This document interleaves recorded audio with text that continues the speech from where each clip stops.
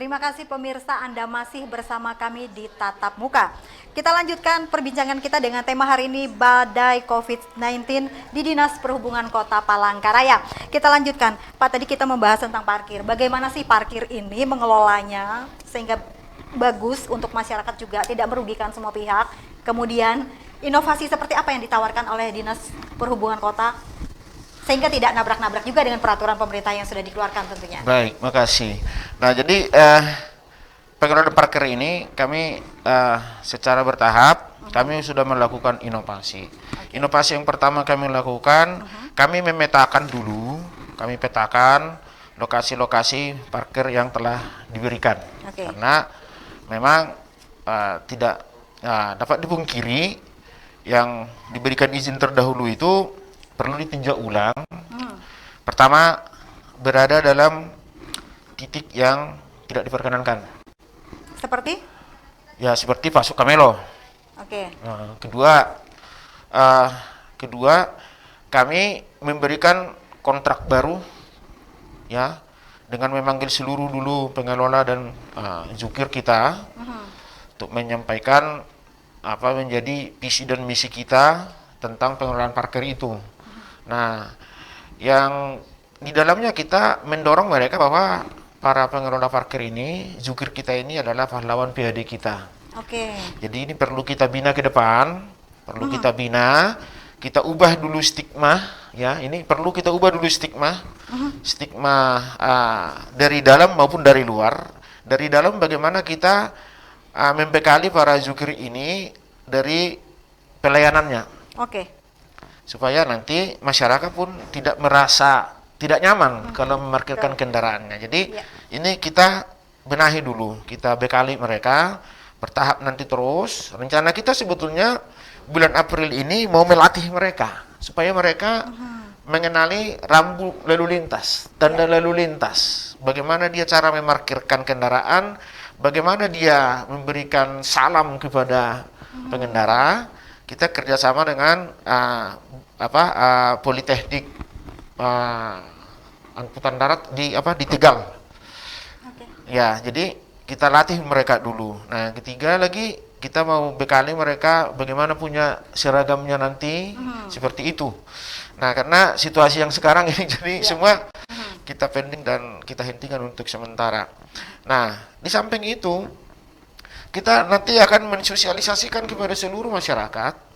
Nanti ada saatnya, karena kita masih menyusun petanya, nanti melalui Google Maps dan melalui media sosial, elektronik, mungkin nanti jurnal TV, kita bisa melakukan kerjasama kalau dimungkinkan. Jadi masyarakat akan tahu di mana parkir yang diizinkan, berapa tarifnya, siapa pengelolanya, siapa jukirnya. Dengan foto-foto jukirnya, berarti di luar dari itu nanti ada apa ini? Parkir liar. Nah, jadi ini yang kita sekarang termasuk seperti pasar dadakan, pasar malam? Iya, termasuk itu. Itu kita akan bina, akan kita kelola dengan baik supaya secara berelaborasi masyarakat aman dan nyaman menggunakan jalan itu. Di situ ada tumbuh ekonomi. Terus ada di situ secara langsung tidak langsung pemerintah Kota Palangkaraya membuka ruang untuk penyerapan tenaga kerja, PHD kita meningkat. Dengan PHD kita meningkat, pembangunan semakin optimal lalu di sektor retribusi parkir seperti itu. Kita sekarang menuju ke statement dari jubir tadi, Pak. Kita mungkin next time kita bisa berbicara lagi tentang tupoksi ini. Ketika sekarang sudah wabah itu sudah menyebar di mana-mana. Kalimantan Tengah, Palangkaraya khususnya sudah menjadi zona merah.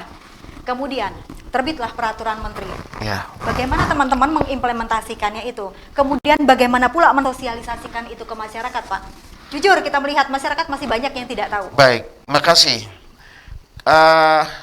Begitu itu diumumkan tanggal 24 berlakunya kan jam 00. Iya, jam 00. Nah, jadi atas dasar itu ini kebenaran nih, sehingga menyempurnakan, memberikan energi atau stimulum kepada tim Stop Covid Kota Palangkaraya dalam upaya memutus mata rantai. Kan jelas, antar zona merah, walaupun dia bukan PSBB, kan zona merah nih. Nah, Kalteng kita udah tahu, tinggal Sukamara yang Masih hijau. masih hijau. Nah, dengan dasar ini, ya inilah panggilan kita. Tugas ini ya atas dasar perintah pimpinan Bapak Wali Kota Palangkaraya. Ya, demikian juga rapat tim dalam tim stop COVID Kota Palangkaraya. Kita harus melakukan sesuatu yang lebih nyata. Bagaimana kita memutus mata rantai pandemi corona ini. Nah, karena yang kami tahu, kalau nggak salah tolong dikoreksi, sekarang kan penyebaran ini kan sudah transmisi lokal sekarang. Ya. Apakah itu di dalam keluarga atau antar, bisa jadi antar daerah, perpindahan atau keluar masuknya masyarakat antar daerah yang sudah Kontaminasi. terpapar pandemi corona. Nah, atas dasar itulah kita di samping kita sekarang terus tiada hentinya mengupayakan seperti apa agar masyarakat sadar pentingnya pakai masker. Ya. Sehingga siapapun yang melintas di pos perlintasan batas ini checkpoint. harus pakai masker. Nah, Checkpoint kita di mana saja di sini? sekarang ada kita ada 8 kelurahan nggak salah. Ada checkpoint. Di setiap kelurahan. Ada nanti, ada sudah. Nah, itu makanya yang membuat kita semangat menjadi dasar untuk melakukan tugas ini di lapangan. Semata-mata untuk kepentingan masyarakat Bumi Tambun Bunga, masyarakat Kota Palangkaraya, agar terhindar dari bahaya pandemi corona ini. Jadi, kalau tadi Ibu juru bicara Kementerian Perhubungan sudah jelas di situ. Ya. Penghentian sementara juga. Iya, penghentian sementara kok. Transport. Tidak ada dalil terbantahkan itu. Sehingga dengan terbitnya Permen Hub 25 inilah menjadi dasar seluruh pemerintah daerah di Indonesia untuk melakukan yang terbaik buat daerahnya. Bagaimana kalau di daerah itu sendiri membuat turunannya sendiri, Pak? Seperti kasus kemarin, kita tahu. Contoh, Ya, dari Sekda mengeluarkan surat, kemudian dicap oleh Perhubungan. Nah, apakah surat seperti ini, peraturan seperti ini dinyatakan legal? Atau seperti apa? Jangan dijawab dulu, Pak. Pemirsa, kami akan kembali setelah jeda pariwara berikut ini. Tetaplah bersama kami di Tatap Muka.